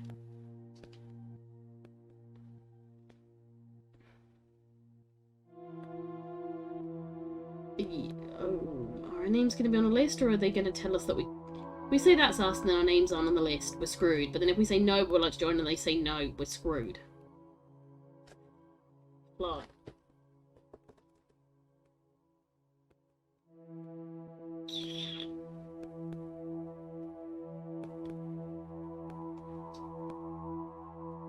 I'm thinking to lie and say we're here for that. Yeah, I'm thinking to lie. That's us. Oh, okay. What a shame. The moon was new last night. Goodbye. Oh, okay. So we can either show her the diary, which seems a bit weird, or say we're here to join. And I feel like maybe then if she knows the soul story of it all and we go, actually we're here to join them. So maybe that's what we're meant to ask. Because we're here to join. If we'd said it in the last one, maybe she'd be like, oh yes, go join. It was like, surprise, secret cult. I think I'm going to go for the we're here to join. I have a feeling that's going to be the better outcome than showing a diary, because I don't think she's going to know who's... Unless she does know who Soul is. But then if she... Because if she's working for them, she should know who he is. I'm just going to go with we're going to join and see what she says.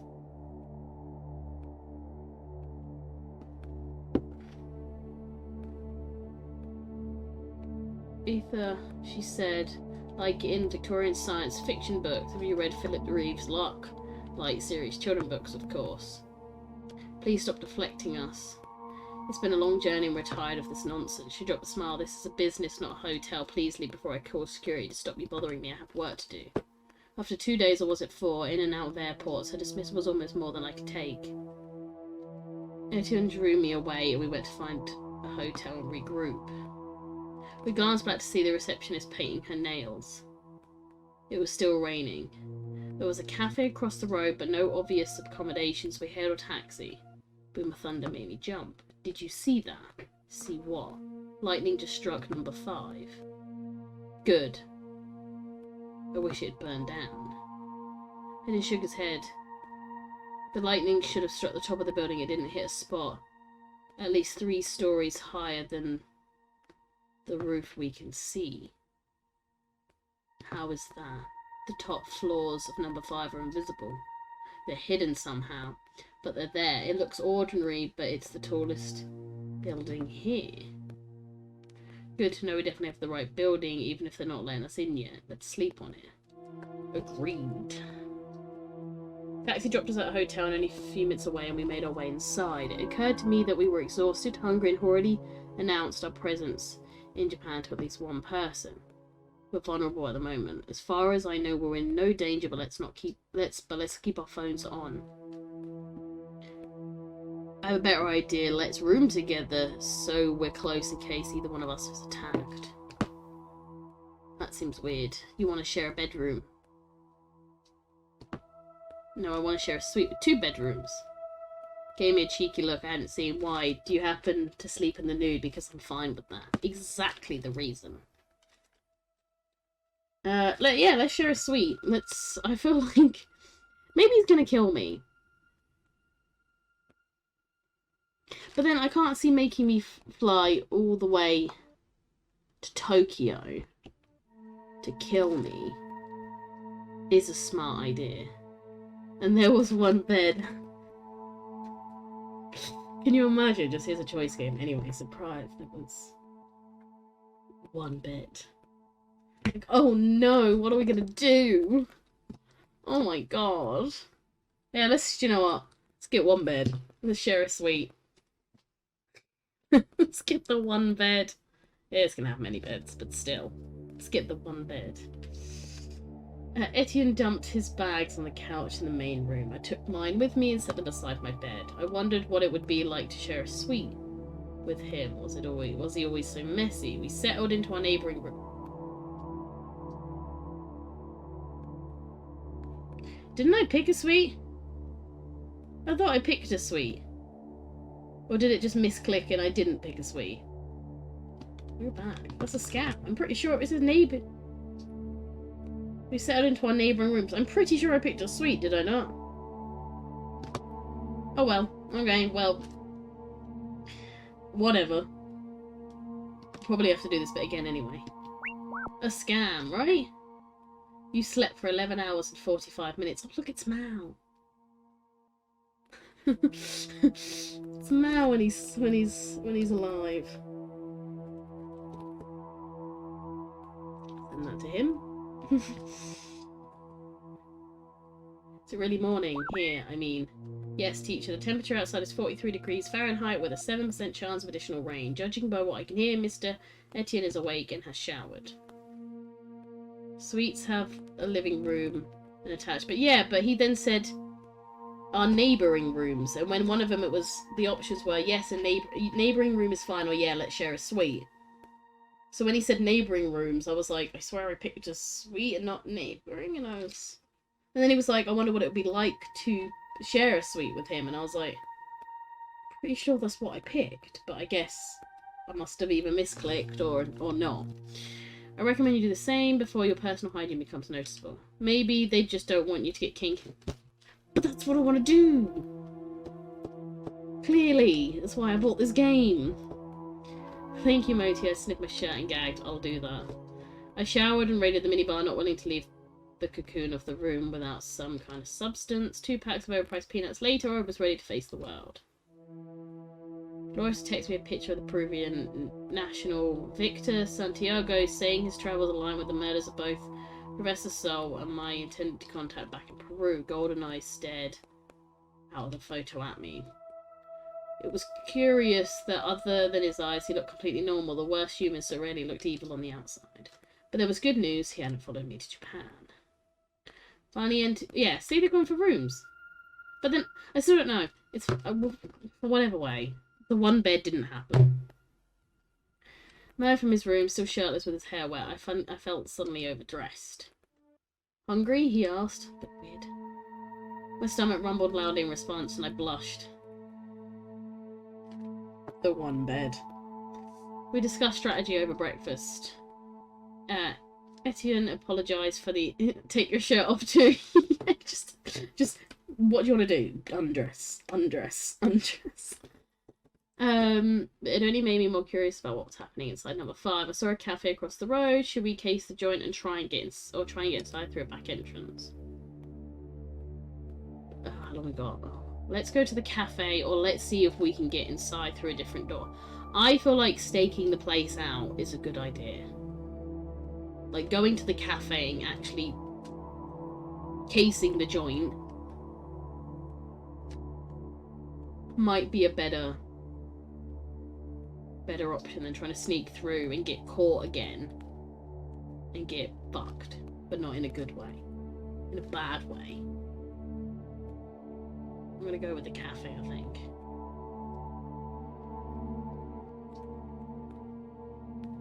Yeah, going with the cafe.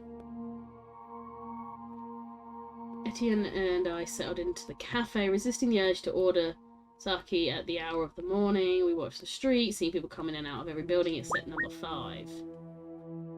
Why? Oh, I'm gonna try working at number 5. Who's that person? She's a well-known Japanese actress. She's also in the window on the 2nd floor, third from the left. I looked to the window Moti had indicated and saw a normal-looking woman filing papers. Most of the windows had their blinds closed, but other few workers were visible here and there. Are you sure? Yes, teacher. Stared at the actress, so I saw the moment when the video of the woman filing papers skipped back to the beginning. Huh, that's a fake window with an actress pretending to be a secretary. That's odd. A waiter was giving us annoyed looks, so we ordered sushi for an early lunch. Anna thought I was hungry. You literally just said you were hungry. Ordering a second, although I was more cautious with the wasabi the second time around. We don't even know if the Atherites are still in there. For all we know, the building has long since been taken over, and every sheltering scientist removed or killed. I'm afraid you're just making me more curious than ever. He smiled, so what now? Our waiter appeared again, hovering at Etienne's elbow to refill our teacups and then remain with us, teapot in hand. I smiled wearily at Etienne and sipped at my tea. It was stronger than I had before, and I made a face. We're gonna die. Etienne followed my lead and drank, giving the waiter an innocent look. The waiter smirked and remained staring at us like a hawk at its prey. And then Etienne turned awfully blurry. Oh! Then everything else. And then blackness crept in, drawing a curtain over the entire scene. Tried to warn Etienne about the tea, but my mouth wouldn't move. Instead, I slid off my chair. I heard the thump of Etienne's body hitting the floor beside me as I lost consciousness altogether. I woke up with a splitting headache, aching limbs, and a sour taste still lingering in my mouth. The room around me looked like an ordinary conference room. I could see the... Will you fuck off, fly? I could see the dents in the beige carpet where the table and chairs had been removed. It was mirrored on all sides, presumably with one-way glass. There was no real windows or natural light.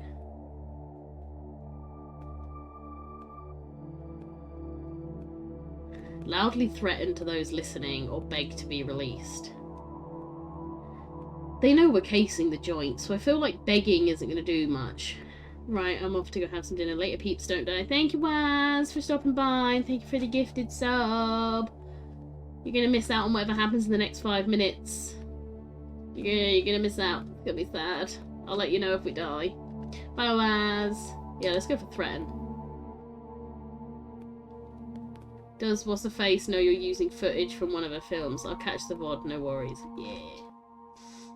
From one of her films in your windows. It's because if you don't log on, she'll soon find out. I've sent her a message with a timer. What time is it now? Incidentally, I've been unconscious. A moment after I began talking, the door opened to reveal the secretary from number 5's front desk. Excellent, you're awake. Where's Etienne? Waiting for you. Oh, now she has a gun. Shall we? We shall. 2 others led the way, and the secretary followed me down a hall into another boardroom, this one still containing his furniture. Etienne was there, tied to a chair with his hands bound together in front of him. Are you okay? He said to me. Have they done anything to you? I just woke up and came here. What about you? They drew some blood, not exactly torture, although they didn't give me a jelly bean. What do you want his blood for? Why do you think? He's the son of the bloody bastard. She made herself comfortable, blah blah blah, put the gun down, double checked her fingernails. You're clearly not here to study the moon, but you obviously know what we are, so I'll give you another chance to join us. I'm living. I just said I'd join you. And now we're leaving again? What are you doing? Where are you taking him? Oh no, he's leaving. Upstairs. What do you mean upstairs? Please, if you're that unhappy with our presence, we'll just go somewhere else and not bother you again. We both know that's not going to happen. Alright, so how can Etienne and I get into good books? Do you want money? International contacts? Kitchen staff? Knowledge, of course. If there's anything in that head of yours worth keeping. Oh, absolutely. I think this will be the last. I feel like this will be the last one. But I don't want to share my research with you, or I'm a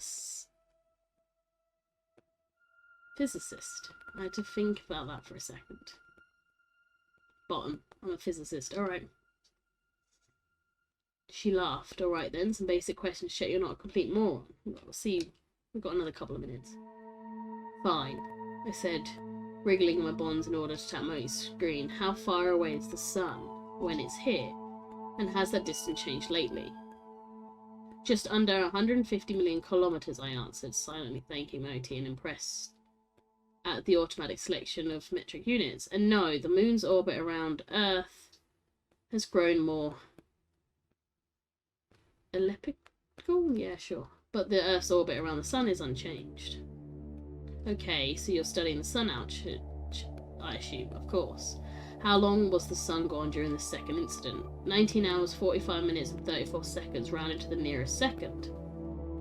Her face blanked. She began to believe she had made an error of judgment. She asked me a few mathematical formulas, then nodded sharply to her goons who untied me. Apparently I passed the test. My Year 10 science teacher will be so pleased. Except for the cheating part, of course. You may move freely around this facility. The matron will meet you personally and explain everything else you need. I want to know where he is. What have you done with my new roomie? Well, security is necessary. I have more reason than most to keep you alive and safe. Go on upstairs and you'll find everything you need, including your friend. She returned my things. I showed her the picture of Victor Santiago on my phone. I'm familiar with the Santiago and with the 100th Day group. Thank you for sharing your information all the same. I want to make sure he's okay. I hurried down a hall past seemingly endless conference rooms.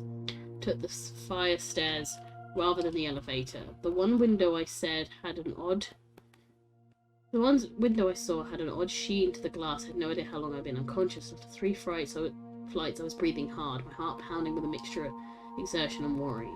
When I spotted a sign that said matron's office, I stopped climbing and instead moved to explore that floor. I felt like I'd woken up inside a video game where the same dull corridors repeated over and over. Then I saw something. A rough drawing of a cog on a closed door. It was hard to tell from a pencil outline, but it looked like the cog was stylized to look wooden.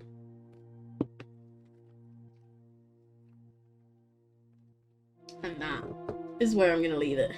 Well, I'm going to hope that that's where I'm going to leave it. Because as much as I can do 2 hours of, longer, maybe not this. I mean, I'm going to have some hope. Yeah, to be continued. I'm going to have some hope. taken a screenshot so I know where I am. If I do have to go back and find where I am, it's not the worst. I just won't really remember how much what exact ones I've done. But I can always rewatch this if I have to. But yeah, I don't... Oh, there you go. Save. Haha! So just to let you know, we've made, at the save slot, we've currently made 129 choices.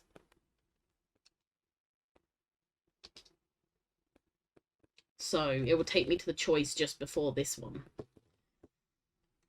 Yeah, 129 choices. Jeez. That's good to know, though. But, yes, we have made the fun decisions. Just, whoop, switch over. Make my life a little bit easier. Take these off now, because they hurt like a bitch. Yeah. I think there will now have to definitely be another stream of it.